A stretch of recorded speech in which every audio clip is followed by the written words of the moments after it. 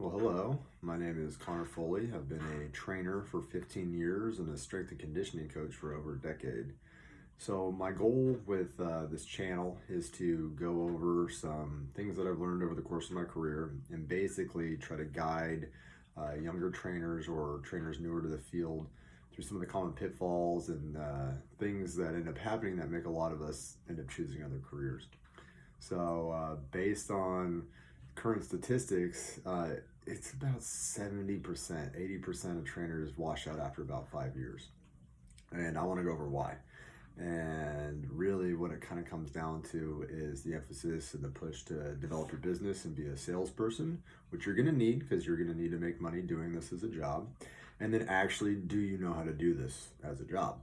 Right? So, a tricky thing that can happen, especially in the beginning of this career, is those people who really want to get out there and help people could be a little overconfident in their ability to work with large populations, and they don't necessarily have all the tools that they need to do to be successful.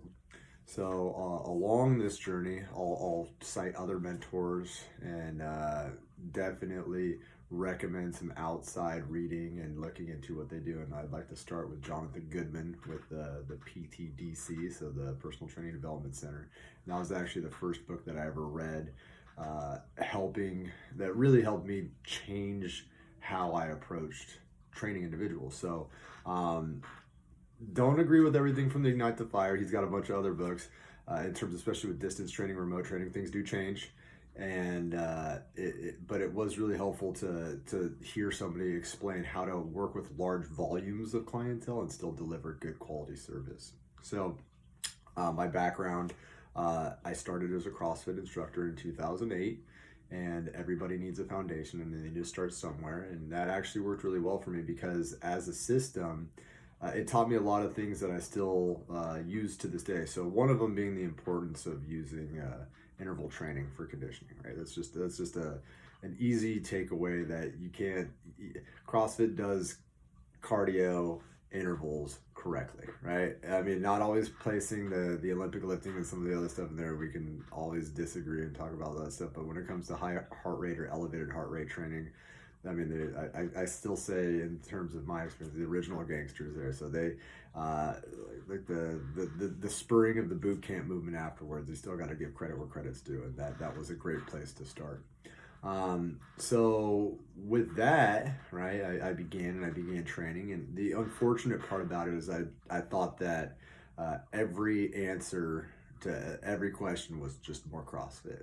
So unfortunately, the longer that I worked, I got to see that system was good, but what it wasn't is it wasn't universal. So after that, right, I went back to college, and like most young trainers do, they'll pursue something like I'm gonna go be a physical therapist, right? I hear that a lot, and I myself said that because I didn't know what I wanted to do, and I knew that I wanted to be something in the health and fitness industry, and I wanted a secure job and a good paycheck, and PTs have it. But I can also talk later about why I chose to not go that path, and it wasn't just my grades. But there's a lot of commitment, a lot of time, and a lot of money. So if you do have the business inclination and you are a little bit more self-driven or entrepreneurial, sometimes that's not the best route for you. You actually might make more money as a private trainer.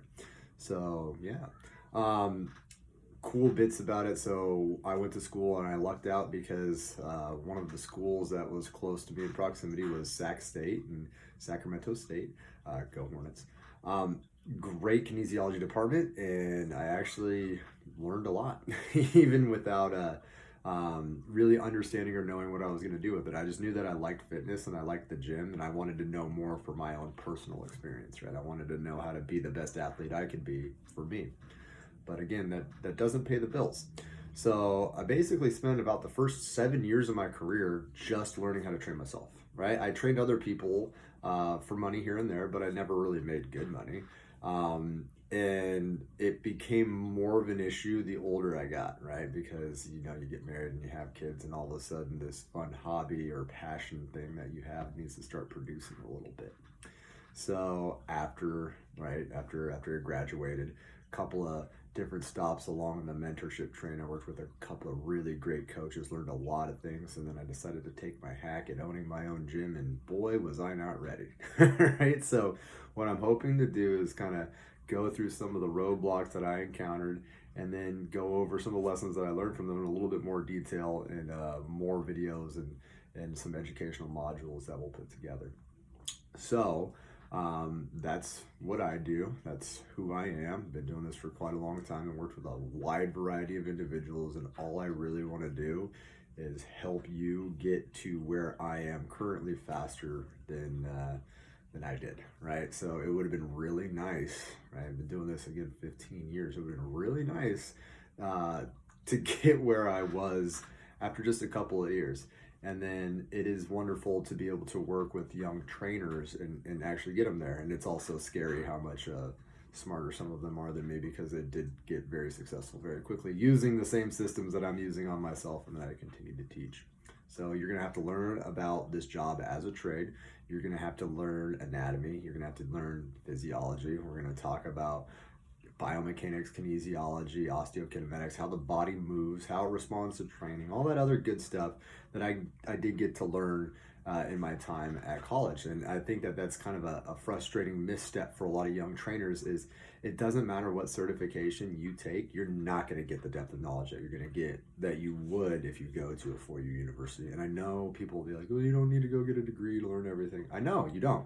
But I personally would not have learned anatomy and physiology, especially exercise physiology, without a teacher, right? And without somebody making sure that I understood my assignments and that I completed them in a timely fashion, and I was responsible for demonstrating my knowledge, aka taking tests on it, right? So when people want to criticize education, I always think it's a little funny when we're not talking about the quadratic equation here, right? We're talking about the job that you do.